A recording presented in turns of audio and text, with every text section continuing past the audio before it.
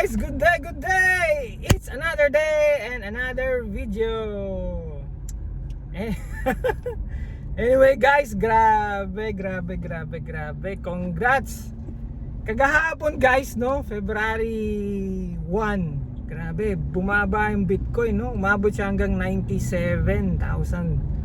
I'm sure $97,000 bumaba siya. And swerte ng mga pumasok sa price range na 97k. Kasi nga, again guys, no, umangat na naman ang Bitcoin. Actually, umabot siya hanggang 100. Well, depende sa platform na ginagamit nyo. Umabot siya ng 100 plus ulit, no. 100 umabot siya ng 100 plus. Actually, umabot siya ng 100 hindi ako nagkakamali, 106. Umabot siya. So, again guys, no, swerte. Congrats na naman sa mga Pinoy Bitcoin trader. Congrats. So, again guys, it's Mr. Bitcoin in the house. Woo! So, guys, masasabi ko, again, no, kung hindi nyo pa alam, why buy Bitcoin? Kasi nga guys, again, Bitcoin is my future. We are looking something future ahead of us. Bitcoin is, yun na nga, no, ang end goal is $1 million per Bitcoin or more. But again, no, sa mga kagaya natin na hodler lang tayo, no, any price range at the given price right now, no, either 105 or 107 or yun nga, or kung bumili kayo kagahapon na 97, no, sa katapusan ng March 31, well, pwede na tayo magbenta. Well, it's up to you kung ibebenta nyo. Well, ako kasi basically depende kung mangailangan ako ng budget. Benta ko ng konti. Again guys, ang nagtatanong, wala po akong ni isang Bitcoin, no? Wala. Kasi nga kagaya nyo na nalagpasan ko rin yung opportunity na way back 2010. And at the same time, nung pandemic, di rin ako nakabili ng ganong kadaming Bitcoin, no? So sayang, ha? Kung alam ko lang na magiging $100,000. But of course, tapos na yun. Wala na. Pass. We just need to learn something from the past, no? And the reality nga is, yun na nga, ngayon na. So guys, again, why buy Bitcoin? Because of the supply and demand. Ilan lang ang Bitcoin guys, no? 21 million lang siya. Including na dito yung mga mamamine. And of course, including na din dito yung mga Bitcoin na nawala, na lost, gone forever, yung mga nasa hard drive, tawag dito, kasama na yun doon, no? Yung forgotten password, kasama na rin yun. So sabi ni Google, guys, almost 20 to 30% ang nawawalang Bitcoin. So basically guys, Bitcoin will not go to zero. Kasi because of the loss of those lost Bitcoin na hindi na mariretrieve kahit kailan dahil nawala nga. So yung peg, yung capital, nandun na yun, nakapukpok na yun, kumbaga nandun na yun, hindi na may bebenta. So nandun na siya. So again guys, no, ang isa pa, why buy Bitcoin? Kasi nga guys, ang mga big corporation and of course, no, yung mga banks and maliban sa mga billionaire people and millionaire people, their eyes nandun na rin sa guys sa Bitcoin. So sila yung mga whaler o malalaking isda, mga sharks. Well, tayo guys, no, we are just small fish lang tayo guys, kasi maliit lang yung capital natin. Hindi naman tayo pwedeng no. Again, this is not a financial advice, no, yung ibenta nyo bahay nyo tapos bumili kayo ng Bitcoin, medyo hindi good, yun, it's not very good, it's a no. But again, depende sa inyo, pera nyo yan, but it's for me, hindi ko gagawin yung ganun, masyado na extreme yun ba. Kasi nga guys, ang price ng Bitcoin naglalaro siya taas baba, which is tinatawag nila ngayon na accumulation. So far this year ang pinakamababa ay umabot siya ng 89 ang pinakamababa this year. Oh. But ang pinakamataas niya umabot siya up to 110. Pinakamataas 110. Well, depende sa platform kasi yung ibang platform no, umabot siya hanggang 111. Kasi may mga fees pa yon, no. So again, depende sa platform, depende sa exchangers, no. So anyway guys, ganun. Kaya ganun kalupit, no. Swerte kung bumili kayo sa mababang price range nung $89,000 siya or nung $91,000 siya. Mga ganun. Swerte kung mura kayo makabili. Paano kung nasa 100 plus, 'di ba? Pa sumakit ang puso nyo kung biglang biglang bumaba pa siya, 'di ba? So kaya nga guys, it's not good kung one time bili lang. So bili kayo every day, yun. Again guys, bili kayo every day. Kung meron kayong mga bisyo, again, bisyo, sugal, no, yan ang bawasan talaga ninyo. Imbis na bumili kayo ng alak, sigarilyo, or tumaya sa loto, bilhin nyo na lang sa Bitcoin. Again, no, wala pa kayong wallet, nandyan po sa profile ko, QR code nyo lang, CoinsPH, or message me para makapag-send po ako sa inyo ng link. Ako mismo, sa akin mismo galing yung link. Again, ingat tayo sa mga scammers. Maraming scammers, naglipa na. So again guys, no, dumiretso na lang tayo sa mga platform exchangers, na legit na exchangers at platforms, no, para safe tayo while buying Bitcoin. Again guys, ang Bitcoin up to now nasa accumulation stage pa rin siya kasi nga ang next run is 350k or more, depende, which is March 31st, no, 31. Depende na lang, tignan natin, no. But again guys, kung sakaling mapaga siya, like say February, naging 350k na agad ang Bitcoin, well, swerte sa atin yun, no. Kasi ngayon ang target price range natin, $350,000 ang price range. Saka na ako magbebenta ng Bitcoin. But again, it's up to you guys kung bibenta nyo ba sila lahat or magtitira kayo ng konting Bitcoin. Kasi nga, again, hindi na tawag dito, hindi na possible na bumaba o mag-negative. Swerte na lang, pero para sa akin, I doubt na bababa pa ang Bitcoin up to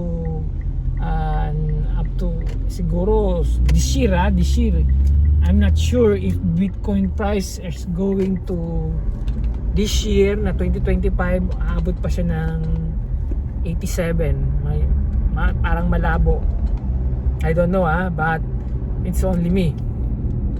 But again guys, the bottom line is regardless of the price, either 87 or 107 or 110, ang importante nakapasok tayo sa Bitcoin entry.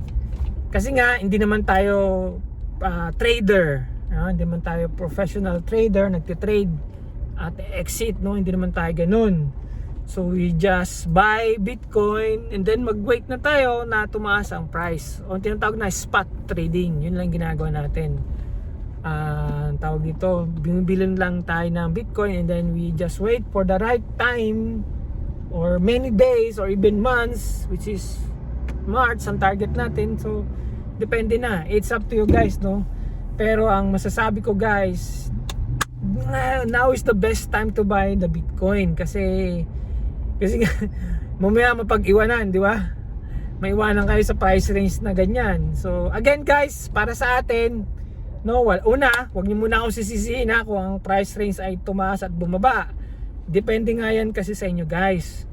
Basta ako, ang ginagawa ko, any given price, bumibili ako. Kung nakita kong pinakamababa at may time ako mag-monitor ng chart, yun, bumibili ako. So basta buy low. Or every day, bili tayo. Depende nga sa budget ninyo kasi again, no, tumatalon-talon pa ang price ng Bitcoin. So again guys, bakit ang Bitcoin, bakit tataas pa ang price? Well, una-una guys, no, alam naman natin, yun nga, maliban sa supply and demand, alam naman natin pangalawa is, yun na nga, tawag dito, ang pagdating sa iilan lang ba ang users ng Bitcoin, guys, wala pang, I don't know, wala pang ilang percent, di ba, ang gumagamit ng Bitcoin sa worldwide, guys. Pero ang price range na is $100,000 na or more per Bitcoin. So kung kukunti pa lang, konti pa lang mga gumagamit, tapos ngayon, I don't know, no, nakatingin na ang mata ng mga milyonaryo o yung mga mayamang tao sa Bitcoin, possible talaga biglang tataas ang price ng Bitcoin. Pagkatapos, guys, idagdag pa natin, no, ang mga governments ng iba't ibang bansa, which is the number one government ngayon. Well, number one government pala, I don't know. Number one na country, tawag dito, na may pinakamaraming Bitcoin, ang number one country na may pinakamaraming Bitcoin ay USA. And alam naman natin ng dollars, guys, the currency naman ginagamit worldwide is the dollars. So ngayon, 'di ba, alam naman natin ng nangyayaring sa China, which is gusto nilang sila din na maging number one. Well, pagdating sa economy o pagdating sa mga products, wala akong masabi kasi number one talaga ang China. Pagdating sa manufacturing, kahit anong products, China talaga ang wala na makatalo, no? And but guys, no, sa Bitcoin, ang may pinakaraming Bitcoin pagdating sa country at sa government ang USA. Tapos dollar. So sa tingin nyo ba, guys, magpapatalo ang mga Amerikano pagdating sa Bitcoin? So diba hindi? So guys, idagdag mo pa yung mga lahat ng bangko worldwide, they are eyeing sa mga bank ng Bitcoin. So kaya nga, guys, pag bumaba ang Bitcoin, I'm sure maraming mag-aagawan bibili dyan sa mga institutional market. Kaya nga tayo, again, no, mag-abang din tayo. Pero syempre, kung ano mayroon lang tayong budget, di ba? So importante makapasok tayo. Which is, isa yun, guys, isa sa mga rason bakit ang Bitcoin mag-i-increase ang price, because of this institution, banks, mga mayayamang tao, mga billionaire people, no, bibili sila at bibili ng Bitcoin, no. Ngayon, syempre, ilan pa lang ang users, di ba? Pag dumami na ang users niyan, guys, sigurado maiiwanan na tayo. So yung may mga Bitcoin ngayon, well, congrats sa inyo, sa mga holders ngayon, no? Kasi nga, guys, pag tumaas ang price range ng Bitcoin, kung magkano man yung pera na kinikip nyo ngayon, I'm sure magdo-double yan. Kaya guys, no, Bitcoin talaga, malaki ang maitutulong nito sa atin. Especially right now, guys, no. Kung meron naman kayong extra na hindi nyo pa nagagamit o gagamitin nyo for the next few, o hindi nyo gagamitin for the next 1 year, no, why not buy Bitcoin? And then, yun nga, supply and demand, sa country, sa currency, ano pa, maraming aspect pa, guys, no, bakit ang price ng Bitcoin ay magpapatuloy na mag-increase. Yan, supply and demand, number one talaga yan. Tapos lost Bitcoin, nakapeg, kaya hindi na siya magiging zero. Tapos pagdating sa country, guys, no, number one ang US, dahil sila ang currency worldwide. So hindi rin papatalo ang US pagdating sa pinakamaraming gobyerno o pinakamaraming bansa na may maraming Bitcoin. Kaya guys, kaya nagtataka rin ako ano lang to, kuro-kuro ko lang, no? Baka si BBM, 'di ba, merong Maharlika funds. baka nagpaplano din silang bumili ng Bitcoin. Kagaya ng El Salvador, 'di ba? Actually El Salvador ata ang pangalawa sa country na may pinakamaraming Bitcoin, tapos yung China. Kasi si El Salvador palaging bumibili ng Bitcoin. Kada baba ng Bitcoin, bumibili sila, no? I-search nyo yan, makikita nyo yan sa Google, makikita nyo yan kung ilan na ang Bitcoin ng bawat bansa at sino yung mga top holders na Bitcoin. Napakadali lang yan, guys, Google nyo lang. And guys, ano pa ang masasabi ko? Well, Bitcoin price will continue to increase kasi nga ngayon, guys, no, yung may tinatawag na ETF, pinapartner nila kagaya ng gold, Bitcoin, boom, ETF na. So ibig sabihin, guys, no, kung maraming Bitcoin or maraming marami ng products ngayon na tinatay up sa Bitcoin, which is eventually will create, you know, supply and demand pa rin, di ba? Kaya nga guys, no, the price of the Bitcoin will continuously go up. Ang tayo kailangan lang natin gawin, makisabay lang tayo, no? Kasi again, we are small fish, lumalangoy sa malalim na dagat. Kasama natin ang mga big whale, at pagkasama natin ang mga big whale, wag tayo sa harapan nila, doon lang tayo sa likod. Either we can go up or under nila or left and right nila, no, but never go in the front of the whale kasi kakainin tayo ng mga whale. And again guys, no, lastly, ang Bitcoin meron siyang destination, di ba? Again, nasabi ko na, we are on the airplane, at ang airplane laging may destination, di ba? This is Bitcoin, parang ganun. Para sa akin, kino-compare ka lang to. Or kung sasakay tayo ng barko, di ba, may destination din ng barko. But along the way, itong both airplane and the barko, no guys, laging may turbulence, di ba? Sa aeroplano, air turbulence, di ba? Pag nakasakay na kayo ng aeroplano, kung hindi pa kayo nakasakay na kayo, hindi ko lang alam kung na-experience nyo na yung para kayo mamamatay dahil sa air turbulence, di ba? Parang ayaw mo nang sumakay next time ng aeroplano. Parang ganun sa Bitcoin, no? Mamaya bumili ka sa price range na mataas, tapos biglang bumaba ang price na. Di ba? Well, guys, kada baba ng price ng Bitcoin, again, it's a good opportunity to buy kasi nga may destination ng Bitcoin.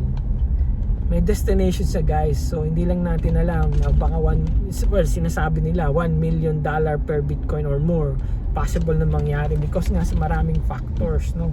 But again, doon lang tayo sa kung anong kaya lang natin i-afford, no guys. Kaya kung meron kayong bisyo, kung naninigarilyo kayo, kung nagsusugal kayo online, tumataya kayo sa loto, no, o nagsusugal kayo ng kung ano-ano na, guys, bawasan nyo yan o tanggalin nyo yan at divert nyo lang dito, bilhin nyo na lang ng Bitcoin. At least sa Bitcoin guys, meron kayong aasahan kasi Bitcoin guys will never go to zero. Bitcoin, at ang maganda pa dun guys, dahil ang Bitcoin hindi nga siya mazizero, no, kaysa magsugal kayo or sunugin nyo sa bisyo. Makawawalan kayo kasi sa health ninyo. Guys, mas the best talaga ang Bitcoin kasi may expecting value tayo na eventually mag-iiba ang price at siyempre eventually pag magiging benefit yun sa atin kasi nga mataas na ang magiging iba na yung price range niya or kikita tayo doon. So the more you hold Bitcoin, mas pabor yun. Kaya nga guys, pag-isipan nyo ha, Bitcoin na, buy Bitcoin now or never. Depende, is up to you guys, no. But again, for me, Bitcoin my future. So again guys, see you for another day, another video. Bye bye.